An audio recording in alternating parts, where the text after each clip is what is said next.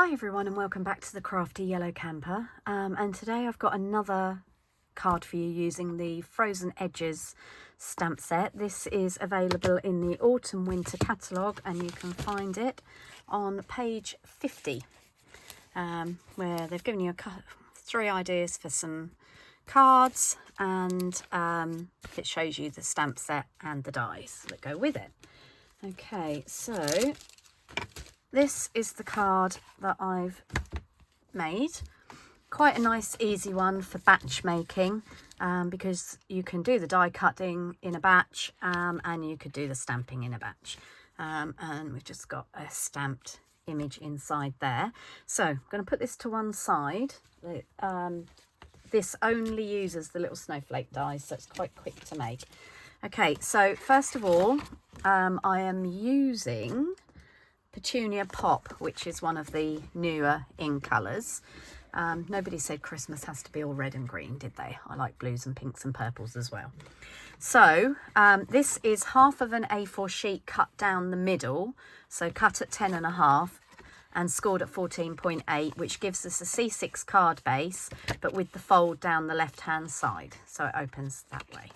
Okay, then what I've got is two pieces of basic white, and these are cut at 10 by 14.3, so they're very slightly smaller than the card to give us a little bit of an edge.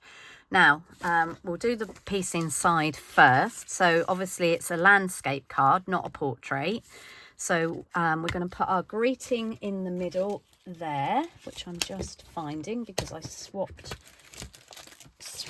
greetings on my last video.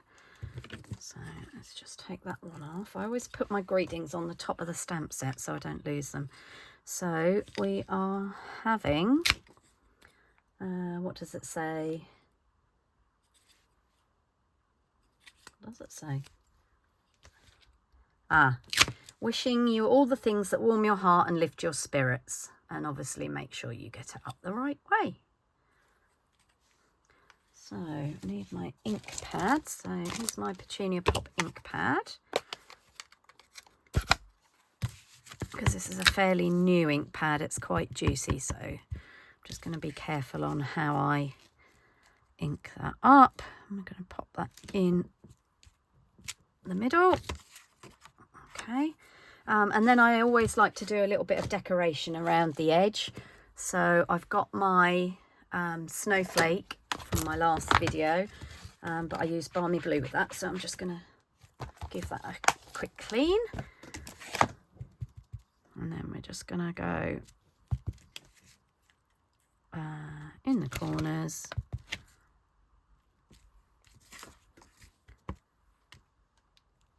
and I wouldn't normally have my stamp mat underneath because this is a cling stamp, but I only put it there because I'm using the paper, the scrap paper, and you can see I've managed to smudge it there by getting it on my finger. So I'm just gonna stamp in this corner as well, just to cover that up, and manage to pick it up without getting any more ink everywhere, hopefully. Right, the next thing we're going to do is we're going to bring in our other piece of basic white, and I've used the retired oval dies because I just wanted a plain edge. I didn't want any stitching or anything like that. And we're going to use this to make a mask. Now, this is a piece of post-it note. You can buy post-it notes in lots of different sizes, but one of my local shops had them this big. So they're great for cutting larger shapes when you want to use them as a mask. So I'm just going to make sure that's stuck down, and we're going to use the bigger stamp. So this is the biggest stamp apart from the icicle edge in the stamp set. It's got all this lovely detail on it, and what we're going to do is we're going to stamp round the edge of our card over the mask,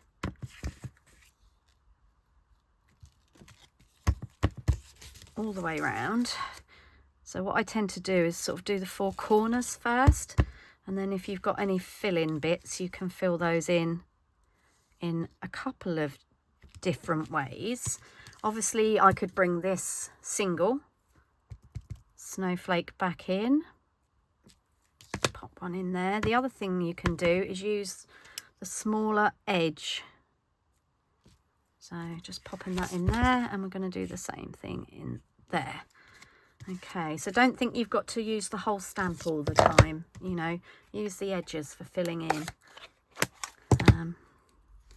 Just going to put a little bit down there actually. Right, okay, so that's our card front, and then when we take away the mask, obviously we've got a nice oval going on there. And then I stamped one of the greetings out of the stamp set, which says snuggle up and hope for snow. So we're going to pop that in the middle.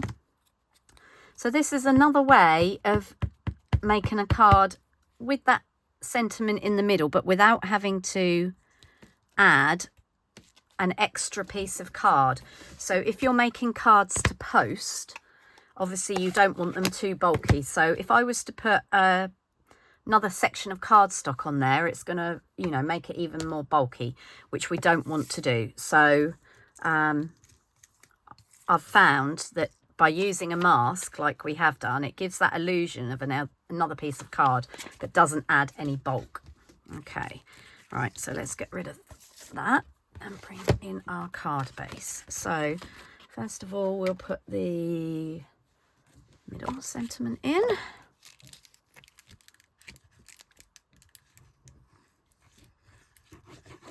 Obviously also helps me be frugal with my cardstock because I'm not cutting ovals to layer up in the middle of my card front.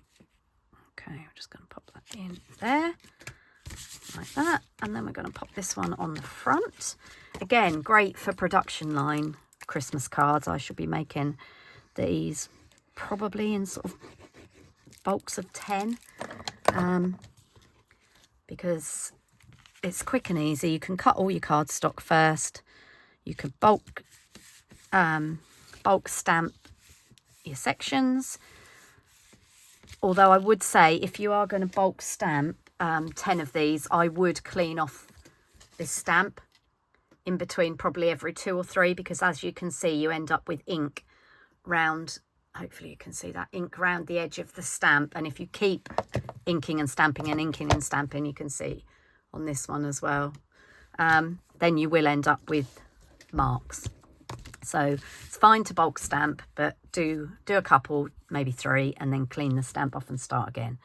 Okay, so that's that. And then I just wanted to add a little bit of bling to the front. So I've gone ahead and used those individual snowflake dies that come with the die set. So you've got 3 different snowflakes. Obviously you could put more than 3 on if you wanted to, but again, I'm trying to keep the bulk down.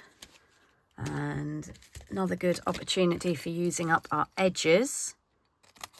So get yourself a pair of Teflon scissors. I honestly don't know why Stampin' Up! I've never sold them. Anyway, I'm just going to pop a bit in the middle. And as I said, this is a great way of using up your edges and you don't need to have 6 different sizes of dimensionals. Okay, just popping that in there. And then we're just going to pop our snowflakes. Now, I'm left-handed, so I'm going to pop them in the left-hand corner of my card. But put them wherever you want. That's your card. You can decide where you want them to go. Equally, you could cut 3 the same. You could do another 3 or another odd 1 or 2 and put them down here. But the only thing you need to remember is that, as a rule of thumb, groups of odd numbers work better. So 1, 3, 5, 7, etc. Okay, and then just the last thing I'm going to add are a couple of gems, because we need plenty of bling for Christmas cards. So these are the Rhinestone Basic Jewels. Just going to get my pokey tool. And I'm using the smaller ones because these snowflakes aren't huge. They come in 3 different sizes. They've changed a little bit over the years. There used to be like a long line as well of them, but so we've got 3 again. So I've got 1, 2, 3. So again, odd numbers. Okay, and there's our finished card with its greeting and everything inside. So I hope you like the card. If you haven't got the stamp set and the dies, I could thoroughly recommend them. There's lots of different things you can do with this stamp set. If you have, I hope you'll give the cards a go. There's our other one that we made to show you first. And I'll see you all again soon. Thanks for watching and happy stamping. Bye for now.